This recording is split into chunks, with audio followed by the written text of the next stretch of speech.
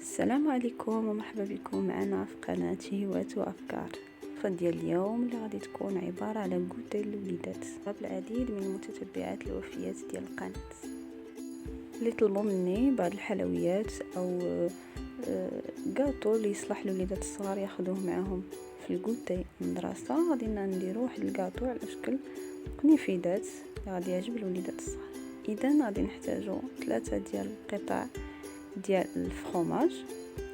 غادي نحتاج واحد 4 ساشي ديال بيكين باودر، قبصه ديال الملح، 3 د المعالق او 2 معالق ونصف ديال السكر سنيده، واحد 200 غرام ديال الزبده شي مارغرين ديال الزبده، ساشي فاني. غادي نحتاج الدقيق على حساب الخليط وواحد البيضه. اذا غادي ناخذ دابا الاناء اللي غادي نمزجو فيه، كنديروا الزبده هي الاولى، ثم كنضيفوا عليها سنيده قلنا على حساب الذوق 2 معالق ونص او 2 معالق، ثم غادي نبداو نضيفوا قطع ديال الفرماج ديالنا.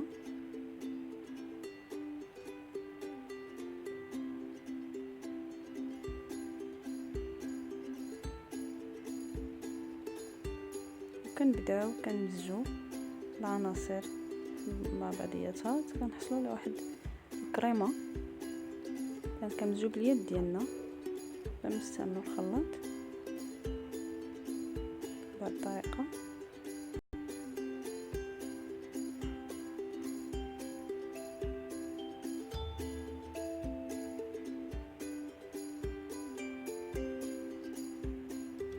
كنضيفوا الساشي ديال الفاني، كنسمو به اللي بغى يدير مثلا قشور ديال البرتقال ولا ديال الحامض، كل واحد والنسمه اللي كيفضل هو والاطفال ديالو. ثم غادي نضيفوا داك البيضه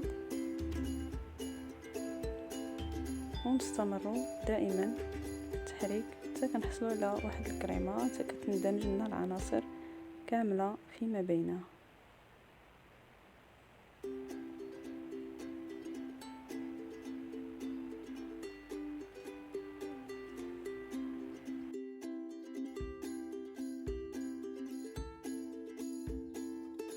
والان غادي نبداو نضيفوا الدقيق ديالنا بالتدريج. حنا كنضيفوا وحنا كنمزجوا حتى كنحصلوا على واحد العجينه لينه تكون رطبه، ما تكونش قاصحه بزاف وبيان سور ما تكونش جاريه.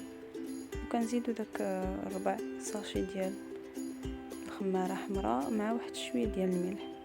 اذا كنديروا غير شويه ديال البيكين باودر، ما كنديروش بزاف باش ما يتنفخوناش الكويرات من ندخلوهم الفران بزاف،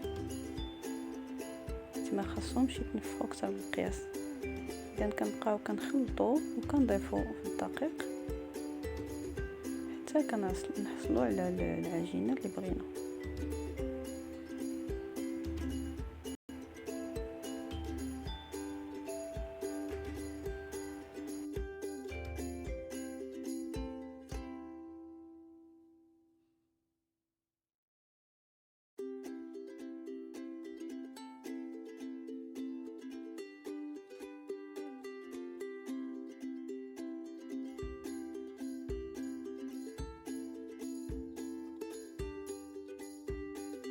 اذا هذه هي العجينه ديالنا. بعد ما كنضيفوا الدقيق بالتدريج خصها تكون هكا لينه رطبه باش تساعدنا في الخدمه ما تكونش قاصحه.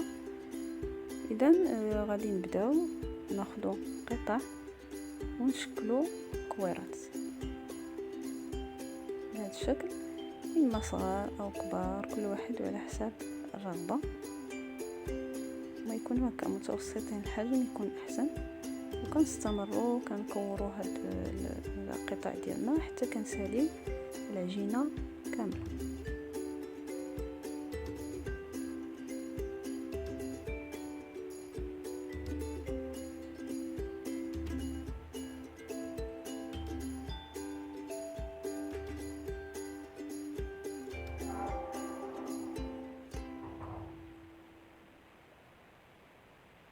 اذا هكا حتى كنساليو جميع القطع كما كتلاحظوا حصلنا على هاد الكويرات.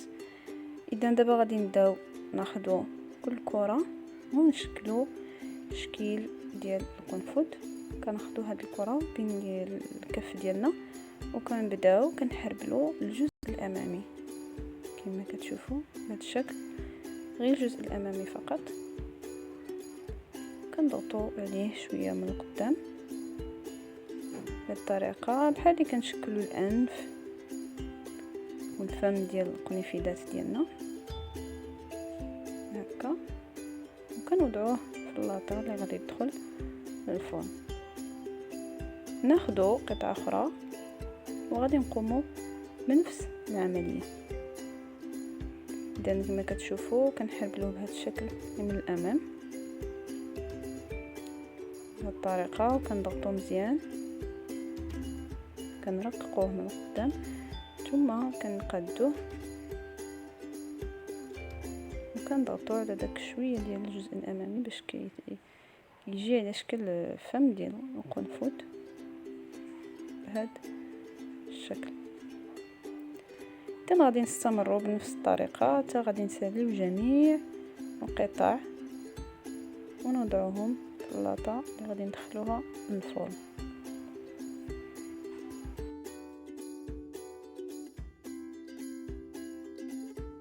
اذا كنستمروا بنفس الطريقه حتى كنكملوا جميع القطع ديالنا بهذا الشكل هذا.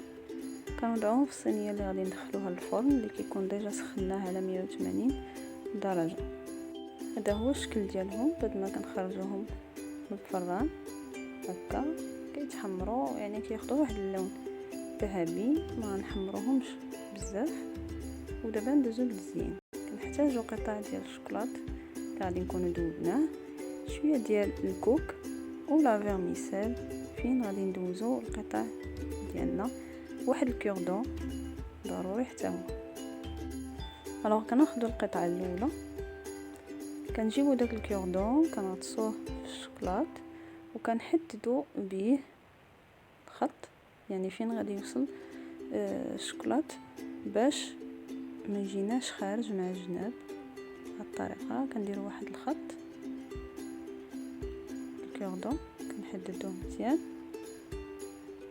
ثم غادي نزينوا القطعه ديالنا بالشوكولا. كناخذ واحد الملعقه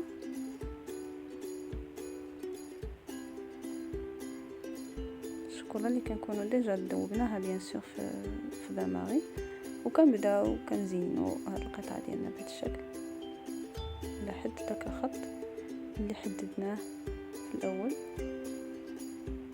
الطريقه.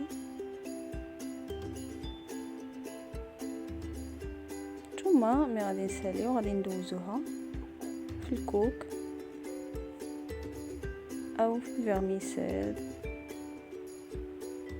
اي حاجه كتفضلوا. اللي بغى يعوض الشوكولا بالكونفيتور حتى هي مزيانه، كاين يديروا مع شويه ديال الماء باش يطيبوا باش يعطينا واحد السيرو باش يجي شويه جاري. دابا غادي نزوقوا العوينات ديال هاد الكنيفيدات ديالنا. كناخذوا الكوردون كنديروا به 2 نقاط في الوجه اللي غادي يشكلوا لنا العوينات ديال هاد القنفذ. غادي نستمروا بنفس الطريقه حتى غادي نساليو القطع كاملين ديالنا. اذا ندوزو القطعه الثانيه كذلك كنحددوا واحد الخط باش ما نخرجوش عليه،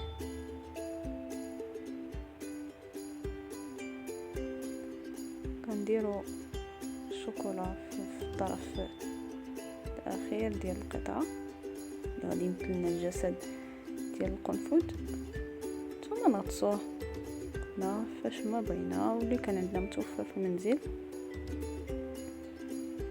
على حساب شنو كيفضلوا الوليدات ديالنا.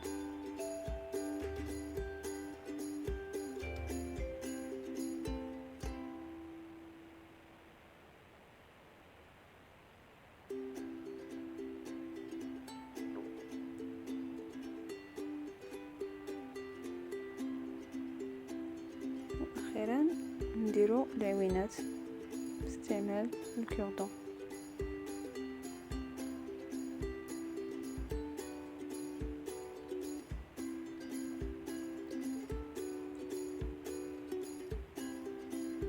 الثالثة غادي نساليو جميع القطع ديالنا بنفس الطريقة.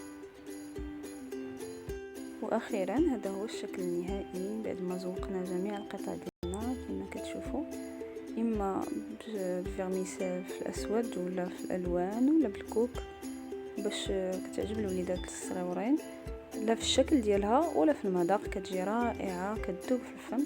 حنا كنعرفوا الفخوماج كيعطي داك مذاق زوين للكاطو، وكنتمنى الوصفه ديال اليوم تكون نالت الاعجاب ديالكم. ما تنساوش تدعمونا دائما بالابونمون ديالكم في لاشين، والى اللقاء.